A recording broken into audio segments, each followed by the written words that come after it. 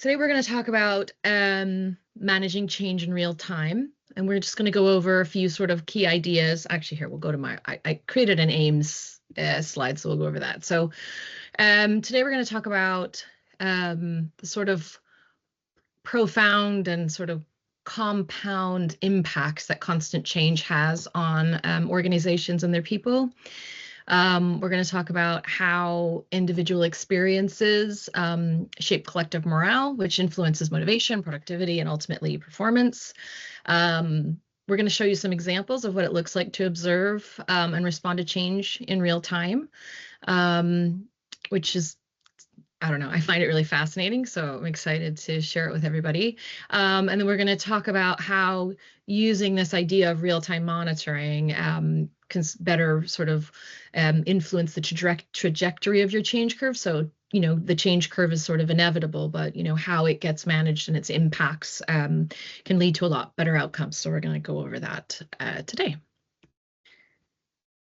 Oh, there we go. So first thing I just wanted to touch on, because I think everybody on the call is pretty experienced with dealing with change initiatives, but I just want to highlight something that I think is sort of dramatic in terms of how things have changed in change management over the last 5 or 10 years. So one, accelerated pace of change, and also the amount of change that's happening. So we're having a lot of change going on, whereas before maybe you'd have like a couple of change initiatives per year. Now you're having a couple per quarter minimum, and then the amount of time that they're sort of planning to implement these things have also increased. So, you know, technology advancements, how we work together, and that includes like hybrid and remote working. So how we worked 5 years ago is completely different to generally how we work now. And then the complexity of change. So there's lots of organizational transformation going on. So it's not just small change or small process change. It's sort of wide sweeping change. And, you know, as I said, we're also dealing with lots of change at once. So one organization I was working for, we were implementing quite a large organization, something that was going to body. And so I was working on engagement for this program. And so I was looking at across the organization what was also going on. And I started reaching out to the other engagement leads in other areas and our internal comms team, and I mapped it out. And at over like from September till December of that year, there were 16 major change projects happening for the employees. So, you know, that's a lot, because often with change programs, we often sort of make the assumption that we're the only change happening the way we plan and deliver. So anyway, so the modern workplace is constantly in a state of change, and usually complex, sweeping changes. So, right. So today we're going to focus on resistance to change. So this is often the most significant barrier to successful change. And I love this quote from Richard Axelrod. If you don't know him, he has a really brilliant book. I'm sure it's right here. I'll find, it's usually right on my desk. Anyway, he has a really brilliant book. And he talks about how meaningful engagement is the new change management. And it's absolutely a brilliant book on engagement. But anyway, I love this quote from him. When people do not have a voice in change that affects them, they will resist even if the change benefits them. And that's 100% true. And resistance shows up through difficult emotional responses to new changes. And so there's lots of influences to this. Current levels of morale and organizational trust. So what's been going on? How are we feeling right now? You know, it's kind of like you run a race. Well, if I've just run a marathon and then in a week you tell me I've got to run another 10K, you think, oh my God. You know, and the person, you know, you may say, oh, it's just 10K, but you're like, I just ran a marathon, right? So how are we feeling? Cultural factors, engagement methods, and then how people are included in the change journey. So I wanted to just touch on this because I discovered this a few years ago. I was doing a continuous improvement yellow belt training or whatever, and And our instructor showed us this, and I thought, oh, this is such a brilliant illustration about how important it is to focus on engagement and how people are feeling during a change initiative. So in the 90s, General Electric had something called the CAP, which was the Change Adaptation Program. And they did a study on hundreds of projects to see why, the ones that failed, why did they fail? And they found that it was because they didn't plan or resource enough engagement for the acceptance of the change. So they distilled what they found into this formula, which is E equals Q times A, which is effectiveness equals the quality of the solution, strategy, initiative, whatever it is that you're implementing, times the acceptance of change. So often what happens is organizations will start, so say out of 10, an 8 out of 10, let's say strategy, and they communicate it to the organization and everyone's like, yeah, that strategy sounds great because these are high level ideas, right? But then they put very little into the engagement, right? So how do we translate this into people's daily work? So the effectiveness comes out at 16%. Now, within organizations, often what happens is they go, oh, this isn't landing. They go back and they try to improve the solution or the strategy or the initiative and not really work harder on, delivering better engagement experience. So, very little improvement. But if you were to just give some uptick to the resource and the effort involved in engagement, you can create dramatic impact in terms of the effectiveness of what you're delivering. So I thought this was just a really brilliant example. And this is very widely used in continuous improvement methodology. Right. So today what we're going to talk about is the theoretical change curve that, thanks to Harkin, is no longer theoretical. I'm going to show you what this looks like in real time. So the journey of accepting change is illustrated in the change curve, right? It's fluctuations in emotions and an organization's morale in terms of this change model. So the thing with this is that it is theoretical. So it's when you're planning according to this change curve, you're planning based on when you expect people to be in a next stage, right? So I think shock and denial will be a week, right? I think it'll be, anger and depression will be 3 weeks, right? So we're just sort of making plans on arbitrary timelines. Now, the other thing it also does is that we're trying to predict the issues, challenges, and concerns of people. So that may or may not be accurate. And it also assumes that everyone's on the same journey at the same time, right? So everyone's going to be in shock and denial at the same time. Everyone's going to be in anger, depression at the same time. And everyone's going to be in acceptance and commitment at the same time, which we all know is highly unlikely. So what are the limitations? So it relies on a static model and generalized approaches. It makes assumptions about how and when people will be struggling and accepting change. It's basically pulling people through the change process, whether they're ready or not. So kicking and screaming, right? And what that does is it draws out the resistance longer than if people were supported in the right way at the right time. Just wanted to highlight this as well, because this was something I came across years ago, and I thought, oh, it's a really interesting way to think about that. So the change journey is inevitable, right? But we can work to reduce its impacts, and we need to think about it. This is how I always think about it. So anything that you're delivering will result in one of these three things: resistance, compliance, or commitment, depending on how you approach the emotional acceptance and response from your people. So it's the difference between doing something that where employees feel like it's being done to us. So it's like top down, pockets of engagement, low impact, or you're involving everyone and you're creating a movement of change where people feel, enthusiastic and committed, and ready to take action with the organization. So they're not fighting against you. We're all working together towards the same goal. So just wanted to add that in there because I thought that was really helpful. Right. So I've talked about reducing the impacts of the change curve. So how do we do that? So as you can imagine, when people are going through something difficult, and you can think about it in your personal life, like if you decided you were going to up and move your whole family, you'd sit down and talk to everyone and find out what are their concerns, and how could you address those, and how can we work on this together as a family, or whatever, right? Whatever group you're in, you'd sit down and listen and address everyone's individual concerns. And they may all have similar concerns, but it's just this idea of that it's constant listening, communication, and responding to people's issues, concerns, or even ideas. People can have really great suggestions. So, right, so that dramatically, can decrease the impacts to change initiatives.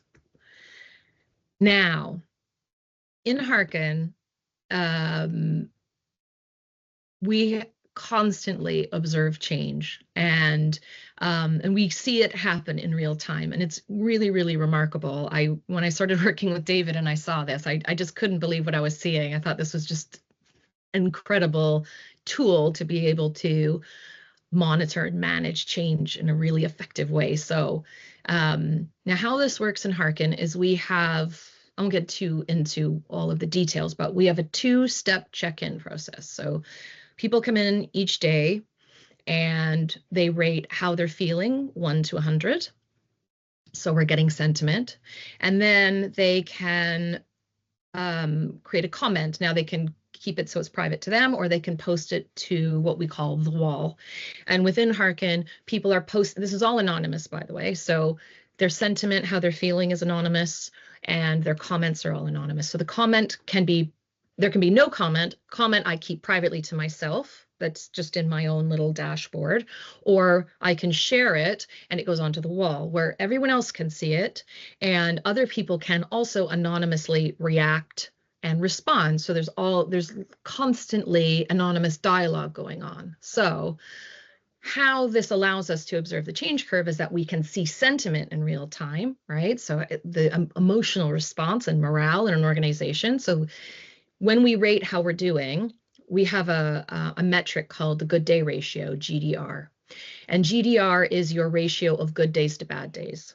Again, I won't go into loads of detail, but ultimately, like a good day for me might be different for a good day for David or Luke or Ian or Lisa. And so it normalizes the data to give us this more reliable metric in terms of how we're doing.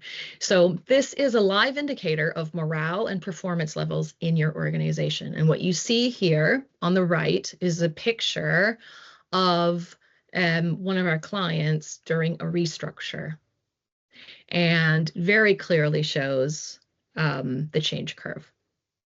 Now, the beauty of it is that, so we have the sentiment, right? We see the change curve, we see the emotional response here, but because there's continuous dialogue going on the wall, we can in real time see what people's actual issues, concerns, complaints, suggestions, all in real time. So it allows us to actually see what stage people are in the change journey, and allows you to respond to these real sort of insights in real time, instead of just implementing a plan that you have based on expected issues and arbitrary timelines. So it's really, really brilliant. And I'm going to show you some examples as well, but this is just basically how it looks in Harkin.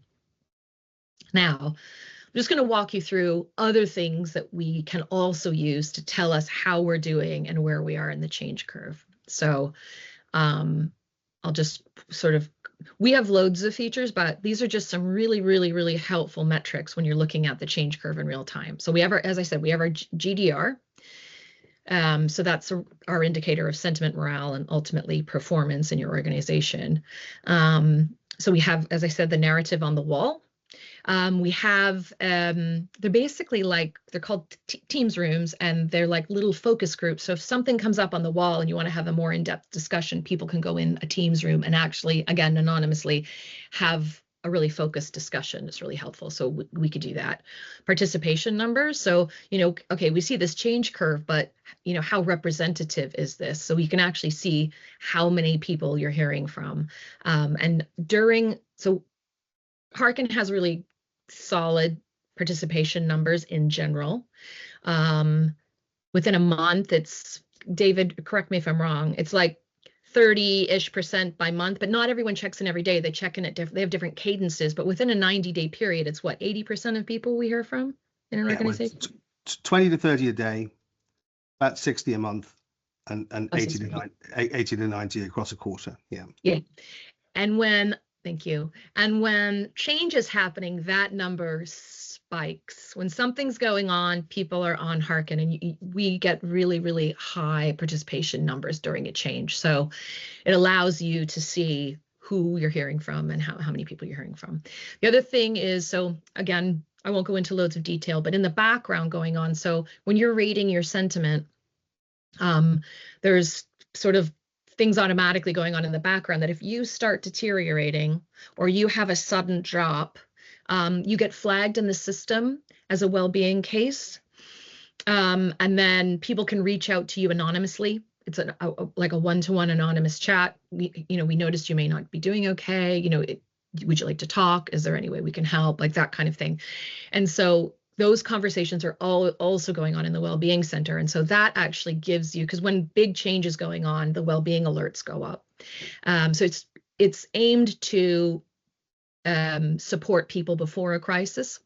And so anyway, so there's lots you can learn about what's coming up in the one-to-one chats in the Wellbeing Center from Wellbeing Alerts as well. So all of this gives you quite a rich picture. So we have sentiment, we have the dialogue, but there's lots of other ways within Harken that you can actually, build out the picture of what's going on and how the change is impacting your people.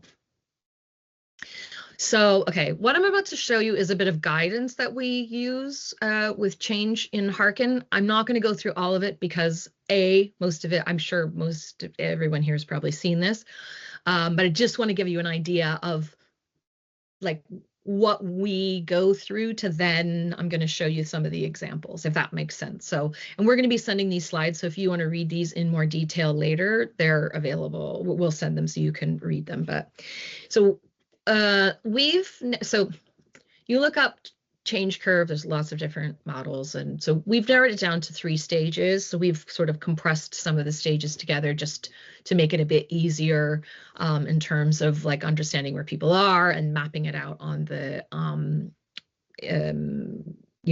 looking at your actual change curve with or your GDR and Harken. But anyway, so I'll just show you each table, like what's in it, but I won't go through all the detail. So stage 1 is shock and denial. So we just have a bit of guidance here on what you're looking for. So how do I recognize that stage? And then just some strategies, right? So how to support, recommended approaches and things that are helpful to communicate during that stage. So that's shock and denial. Stage 2, sort of struggling with change, was the anger and depression stage. And so again, how to recognize, how to support, recommended approach, what's useful to communicate. Stage 3, acceptance and commitment, right? So looking to the future, again, how to recognize, how to support, recommended approach, what to communicate. So this is just classic change curve information. Now, when you're watching this happen in real time and you're able to go to the wall and find out what's going on, right? Because you see a dip and you're like, oh, okay, something's, people are reacting. So they, you go to the wall, you can have a look at what's going on. But what's the really great thing to do at the same time is to create. You can so when you're looking at your GDR within the dashboard on Harken, you can download images of it. And so when you have that visual sort of timeline, and then you're able to put in the different activities. So when they're happening and you can see the reaction and you can summarize the responses, really, really helpful in monitoring and managing what's going on. So I'm going to show you 2 examples. So the first one, this is an example of, so this is like a 2-year period. This is an example of long-term and compounding, the impacts of long-term and compounding change. So the type is small, so I'll just read them to you. But so this is, you can see the first one says lockdown to announced. So this is COVID. So this is the beginning of September 2021, and we'll go through a 22-month period here. So their GDR is, say, 5.5, and that's actually quite high for GDR. So they're doing well. Now, lockdown 2 is announced, and you can see a very steep fall, because we were getting tired of it at that point. I think the first lockdown, everyone's like, we're home and it's spring, and it wasn't as bad. But lockdown 2 was hard because Christmas was coming up, and it was hard for everybody. So there was a steep drop there. Then the organization had implemented some new technology, and it had mixed responses to it within the organization. So, that's the little bump there down a bit further. Then there was a pay freeze and a bonus cancellation that was announced, another drop. There's a little spike there. That was Christmas and New Year. So people were, spending time with their families, enjoying the holiday. And then the redundancy process was started. So down again. So we've now gone from 5.5 to 1. So this is one blow after another. And I can see David wanting to say something. Do you want to say something, David? I was just typing, Wendy, but I was just going to say, but this I think this collapse. We're talking about circa 1,000 people in this data. And as Wendy said, we've seen this collapse from about 5.8 down to 0.98. And just to explain what that means, when we're describing GDR, that's fewer good days than bad days in this population, right? So normalized data based upon the way they check in and recognizing the difference for each individual in there. They bottom out here at the end of this sort of bang, bang, bang, bang, as Wendy put it, at fewer good days than bad days, and that I think is really significant. It's just such a steep drop, prolonged effect. It's a brilliant visual. That was all. I was going to type that, but I'll stop. Okay, thanks, David. Right, redundancy, and then the redundancies concludes in March, and things start to come back, but slowly. So if you think about from up here, where we started at 5.5, 5.8, and you draw a line all the way across over here to where the morale fully recovers, and you'll see that's 22 months later. That's the impact it has had on organizational performance. That would be called like the line of impact. So everything below here has been a negative impact on performance. Because we all know that with morale, when we feel great and we're excited and motivated and driven, our productivity and our performance is higher. And when we're feeling pretty bad, that all sort of trickles away, and there's it ends up being quite a big deficit between where we'd like to be and where we are. And so this just shows the impact and how long it has taken to return. So 22 months. So yeah, we often treat change as discrete events, but in reality, it is constant change and it continually affects us. David, did you want to say something else? No, okay. Sorry, I could see him sitting forward. Okay, so that is the effects of long-term and compounding change. Now, the next thing I'm going to show you is a targeted change, just to give you a different view on how this stuff gets observed. So this was a targeted change initiative with a smaller group that we were mapping out, and as we were watching this sort of unfold, I noticed that there were lots of comments about other bits. So I backed it up a little bit, and I noticed that there was actually quite a big dip before this change happened. So this team was dealing with a really high workload, and the plan was that they would get more people added to their team. Their team would be expanded. They would have help with the work.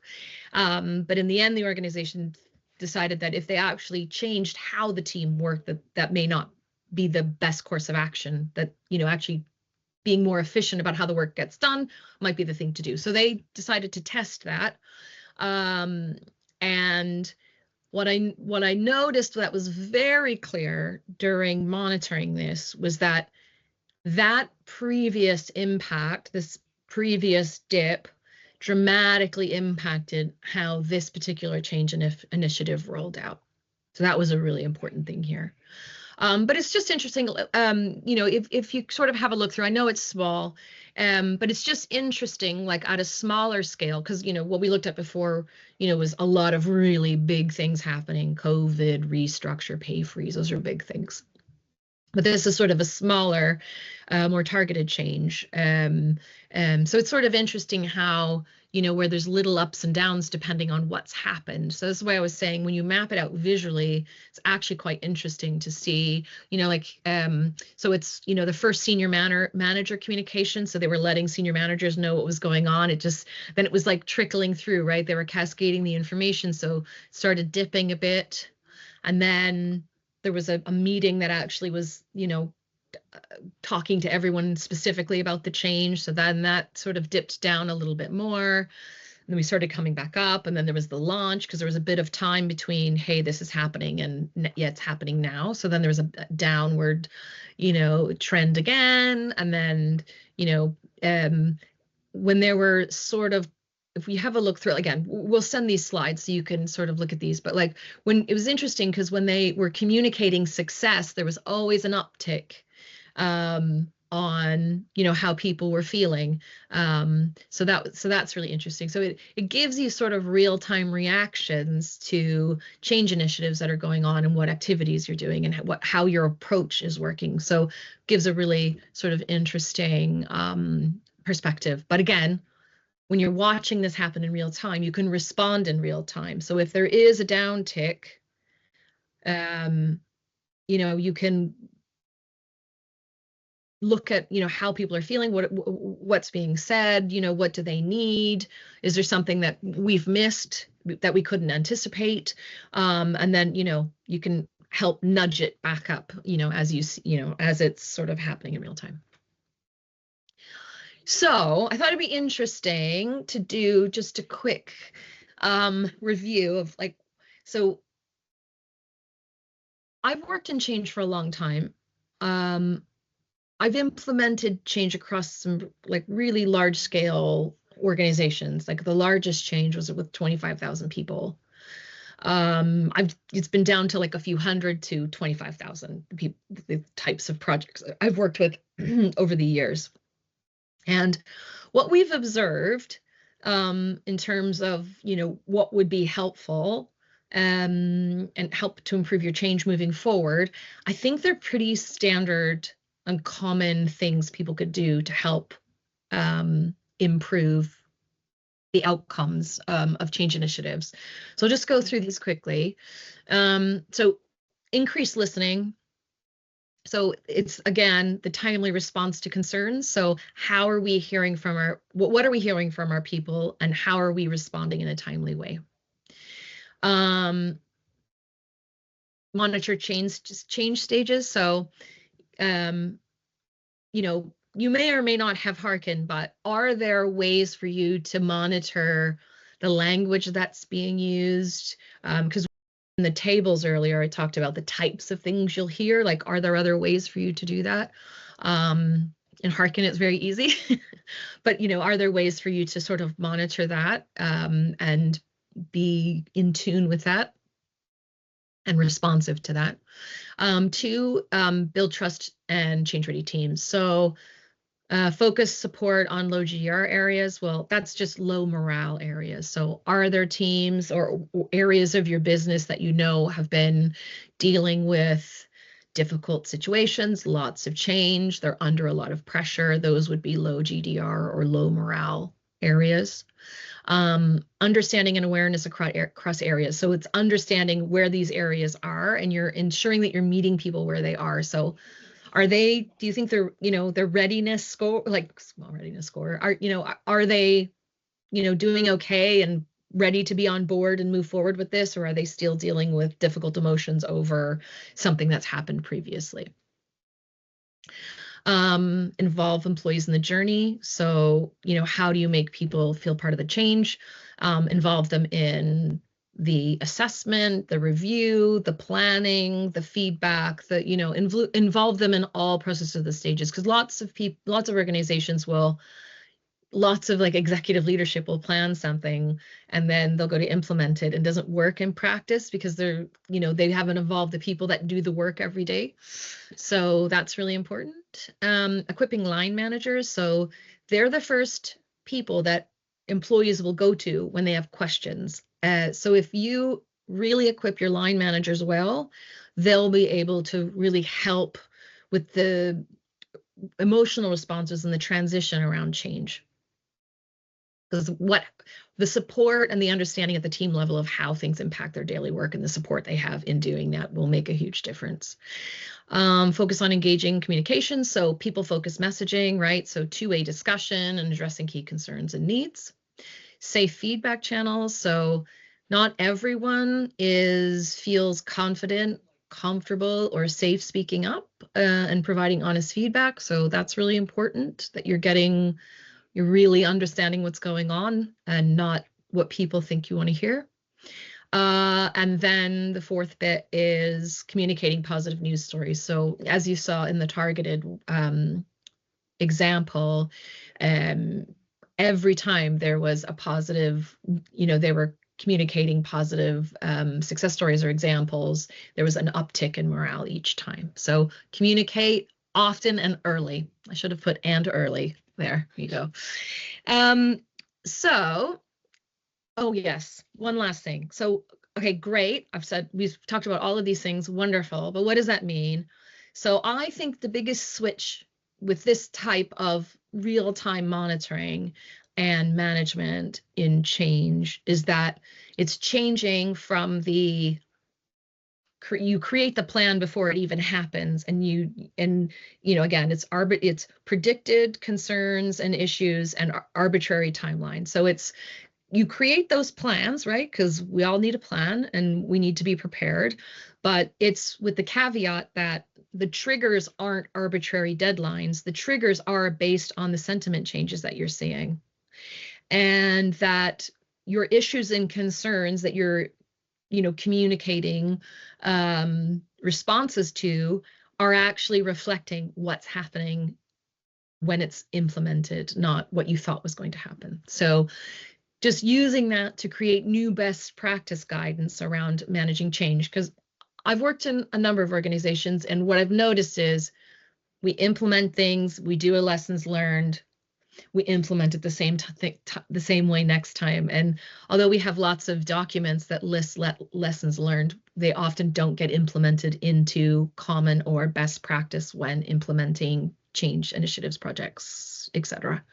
So I thought it would be interesting to just reflect on a change you experience. It doesn't have to be where you work now, but just any change you've experienced, and just thinking through what was the biggest challenge or resistance during the change, and what could have been different if your organization had real access to real-time insights during that process.